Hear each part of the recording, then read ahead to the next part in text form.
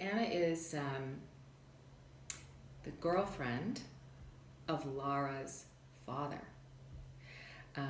who we believe in this storyline is no more. And so she is, at first glance, she's an ally of Lara's. I didn't think they'd come after you. This is all my fault. Who? Who are they? What did they want? The same thing my father was after. Oh no, Lara. I told you not to do this. Whatever they want, just give it to them. She has a turn. She has a turn in the arc of the story, where we realize that she is actually working with the people who are trying to defeat Lara, if you will.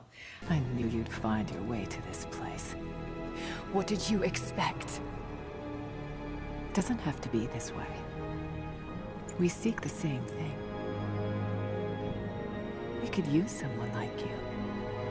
So it's a really juicy character, and she's just in the cutscenes. I mean, in this game, Lara, I believe, is the only playable character. So she's really just in the arc of the story and moves the story along, and she's wonderfully complex because she's not an evil person, and yet because she's desperate, she's ill, and she's trying to find a cure for her illness, and so she's driven sort of by desperation in order to live, but she essentially goes to the dark side in order to make that come true. So it's a great character, and there's a lot of I have a lot of empathy for her. Reconsider my offer, Lara, before it's too late. It was too late the moment you betrayed my family! I'm getting the Atlas, Anna! When you hear people talk about playing villains, and they speak of needing to understand the character, even though the character is perceived by the viewers as being wicked or evil, or the person playing the character has to find empathy and find a motivation that's not evil, or it becomes a one-dimensional character. And so I loved this role, and I wish that she didn't die at the end because it was a wonderful character to play.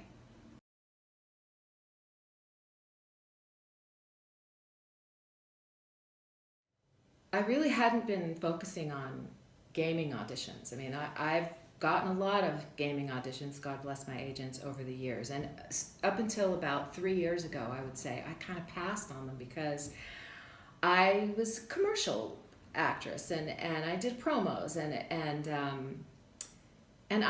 it's a long story about sort of the shift that I made in auditioning, but I would say after about 6 months or so of really taking gaming auditions seriously, I kind of found a groove, where I wasn't sending off auditions like, oh, wow, I wish that was better.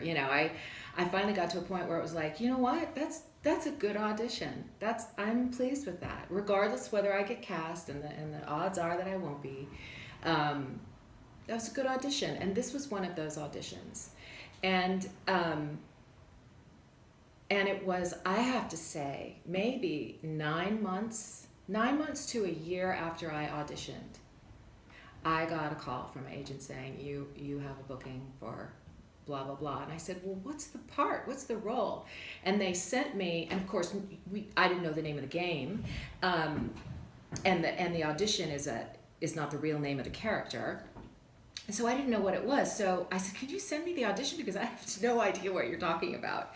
So they sent me the audition, and I was like, I remember that one, and I loved that audition. So I was totally thrilled. So when I went to the session, they told me that I was replacing the voice of the person who had done the motion capture for the role, and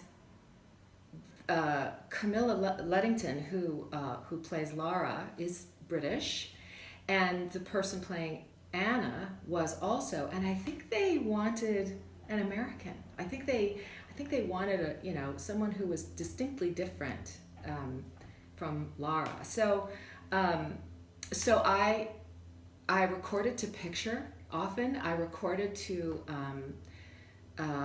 this actress's lip flaps, and so it was interesting because I had to match her cadence of speaking and some of the lines that were already where the renderings were already done, and it was all. But that I recorded that game, and 3 months later it was out, which is really unusual because normally if you have a role, a significant role in a game, it can take 2 or 3 years before you see the thing come to fruition. So it was quite a little twisty thing, but I was so. I was totally thrilled because I really had loved that audition, and I thought it was an interesting character and an interesting twist, and so that's how it came about, and that also helped me to kind of chill about the process of auditioning for games. It's just very different than promo or commercial, where you pretty much know inside of 2 weeks if you've booked something. And this is like, well, I auditioned for stuff last year that who knows, maybe I'm still in the running for. So I think it frees you up a little bit because you let go. You let go after a certain point, and so I think it frees you to do better auditions in a strange way. I don't know if that makes sense, but it certainly did for me. So.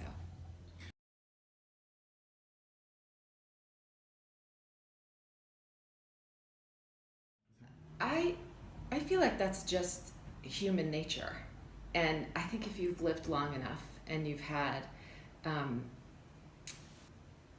periods of time where you feel sort of desperate, whether it's in regards to relationships that you are losing and you don't want to lose, and you haven't figured out how to let go, and so people do crazy things when they don't want to let go. They do things outside of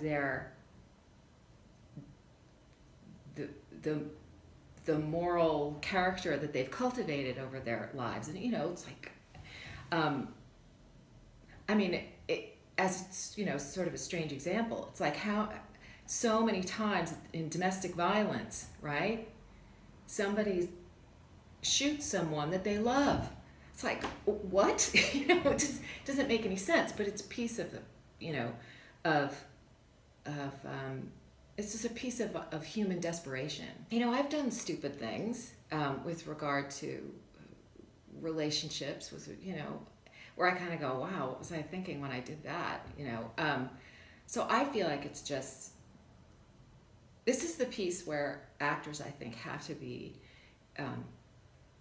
really sort of brutally emotionally honest with their own human condition, and you have to on some internal level embrace the darker side of yourself. That's just, otherwise you can't access those characters. So that I'd like to say that it came really naturally to me. That sounds a little sketchy, but I think I'm just honest about my own frailty as a human being, and I find as I get older, it's just easier for me to admit my mistakes and that I've behaved stupidly and destructively, even when I haven't intended to be destructive. But I can look back and say, wow, that was a destructive move, not good, So, and I know at the core that I'm a decent person, so decent people do indecent things, So I think to embrace a character like that just simply requires that you embrace that about yourself.